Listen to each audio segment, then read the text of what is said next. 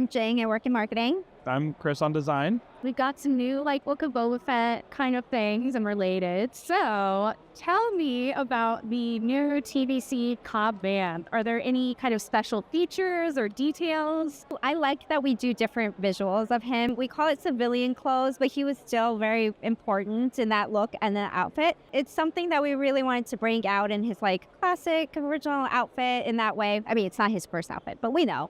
It's just one of those characters that needs to be in the line. And we were so close with all the other parts we had. It was a nice one to be able to do some nice unique parts for him to differentiate him, but also deliver a core character. It's not that often that we get to do that we have that option to variants of core characters. Right, exactly. I'm glad that you guys are still doing a Book of Boba Fett. Well, it's a world, and there are a lot of little bits and pieces needed in the world. We're still working on some of the stuff from the original trilogy. It's a key look, and honestly, I love a Cobb Vanth, so... I know, right? Timothy Oliphant. You can't have enough of him. Tell me about the TVC Bantha and Tuskin. That is really awesome. Was there anything different about the design process because you have all that hair?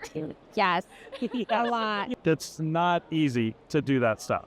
The team makes it look easy, though. We got some amazing people. Hannah is our soft goods engineer that works on pretty much everything for Star Wars. She and Emily and the whole team, even our partners in our Hong Kong office and the vendor, worked really hard to fine-tune how we did that and executed it to make it as nice as it is.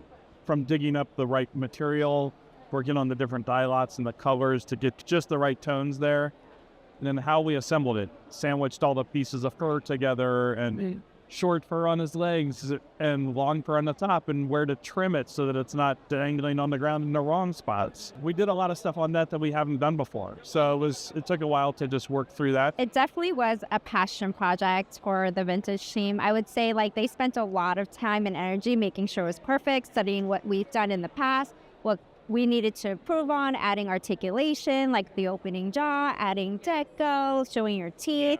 Details that are oh, you don't see it, but when you flip it, you see the eyes and stuff like that. It's funny, sometimes I see Emily, she's just petting, just combing the Bantha and just doing so much to make sure it came out really perfect. So I think the team, engineering, design, and of course soft goods, you just mentioned, they just really wanted to make this one was perfect for Return to Tatooine theme. And when we put in the footprints in the sand, we knew that this one was going to be one that we really wanted to do. Yeah.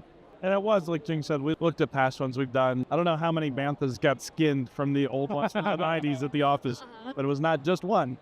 There are multiple Bantha skins laying around. We had original spec documents from that old one, so we knew what the fur was, and that from the one from the 90s, from the Power of the Force 2 one. But looking back into those documents and then digging down into what they did for their sculpt underneath to kind of pay homage to that. So, yeah, all these sort of nerdy details. Right. It feels amazing, though. Yeah. It's definitely one I'm that... excited to pet it.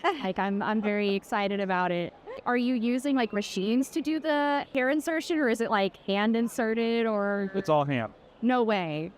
I mean, well, it's fabric. There's pieces of fabric wrapped around, but it's all hand assembled. It's all hand assembled. That's kind of amazing. Yeah. Wow. We're really loving the new Shadows of the Empire line, and we noticed a Boba Fett on the image that you showed at the panel, but we're not jumping into conclusions. You can't tell us if there are any figures on the way, but I'd love to know, how have these new figures been inspired by that older, iconic Shadows of the Empire line?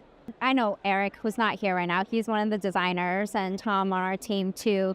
They love doing characters that are more deeper cuts for fans that, have a deeper understanding of the lore. They soaked it all in. For us, it was being able to do some of that. And honestly, at the cons, I have a lot of people come and they're thank you for doing Shadows of the Empire. You did Prince Caesar, now you've done this one. It's amazing that we have them. We're doing things like this. So I like that we're approaching that now with more of the line. We went from original trilogy Han, Chewie to gaming, right? And we not just did gaming, we did mullet, Cal, and Turgle, and Marin, that was really well received, and of course Stash. So I love that we're touching all of that, and the team really put a lot of thought into the selects for some of that. Yeah. Yeah. I told somebody earlier, I think my two favorite Black Series figures of the year are Shizor and Dash. I'm the exact right age to have gone and bought the Nintendo 64 and played that game and read the books when they came out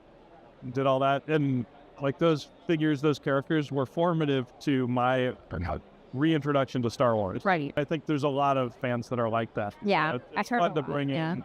Like we mentioned it in the panel, even the purple color and I love that. Yeah. Like, referencing stuff from the 90s from Tenet. So. Right. Tariffs are a really big topic right now.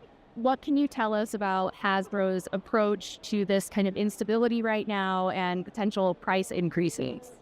I mean, I think it's above our pay grade. Yeah. Absolutely. Yep. Yeah. So for us, honestly, it's not our area of expertise. It's being talked about like everyone is being talked about, of course. So we're just adjusting and learning and pivoting and understanding as much as we can. Will the cantina be at all affected by tariffs? Yeah, we're committed to bringing the cantina out. I mean, I was in China last week doing final sign-offs on it. That's why we have a nice sample here. So, yeah, so that's great.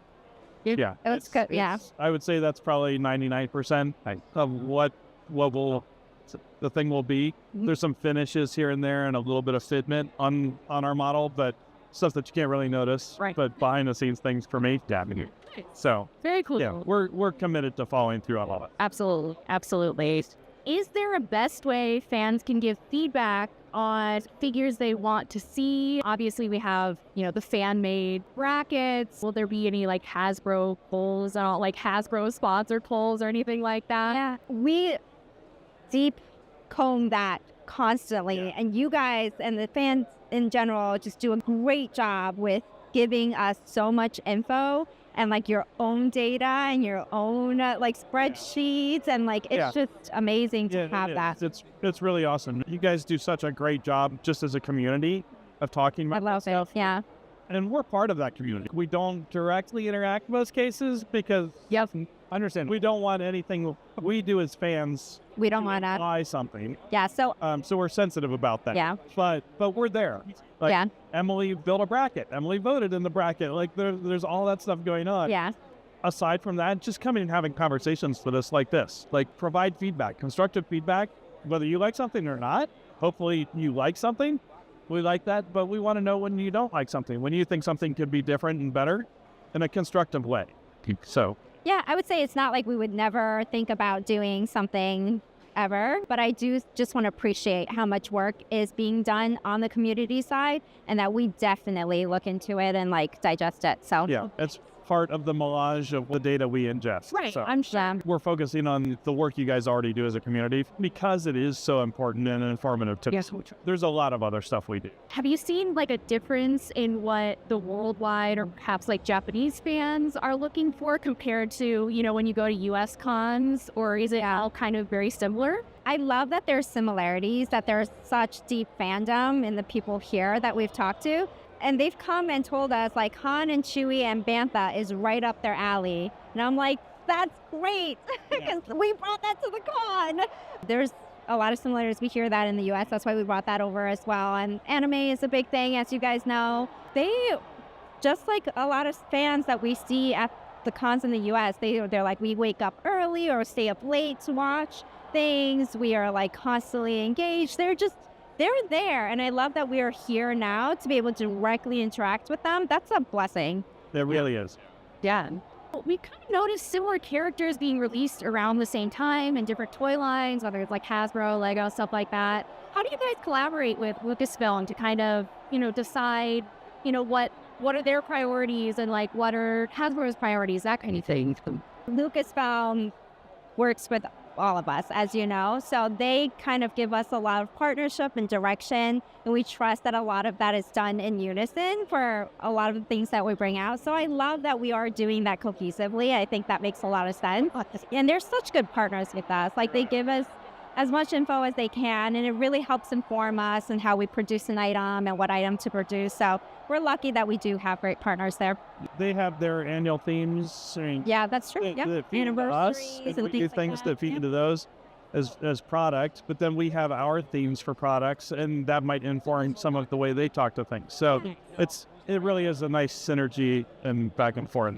That's awesome. Yeah. Well, is there anything else that you'd like to add? Thank you for being fans and coming to the con and interviewing us here. I think this is an amazing opportunity to do this in Japan. I can't get over that we're in Japan still. I know, it's fun. Yeah, it's crazy. It's a whole new set of fans, and I think Jing said it earlier. It's a great way to interact and get that perspective, that opinion here.